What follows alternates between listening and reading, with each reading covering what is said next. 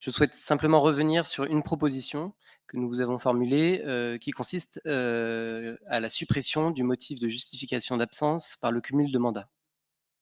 Cette justification d'absence nous questionne. Les électeurs et les électrices se sont déplacés le 27 juin, ont fait le choix de nous confier un mandat clair, en lien avec les politiques publiques portées par le département. En ce sens, nous nous sommes engagés devant elles et eux à agir et à porter leur voix à la CEA. Acter le principe dans le règlement intérieur que les activités des uns et des autres peuvent justifier de ne pas siéger en plénière est une forme de trahison faite aux électeurs. Elle revient à valider le fait que le département, dans ce cas, est la variable d'ajustement des obligations des uns et des autres.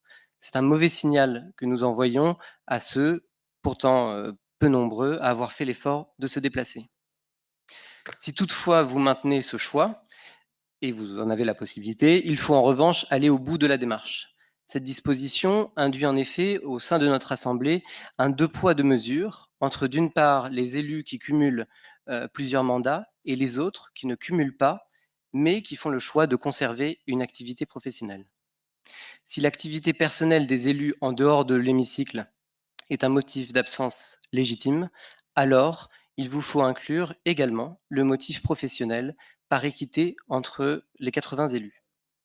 Sinon, vous actez que la CEA est un lieu qui ne considère pas chacun d'entre nous de manière équitable et discrimine de fait les élus qui ont une vie professionnelle en parallèle. Je vous remercie. Très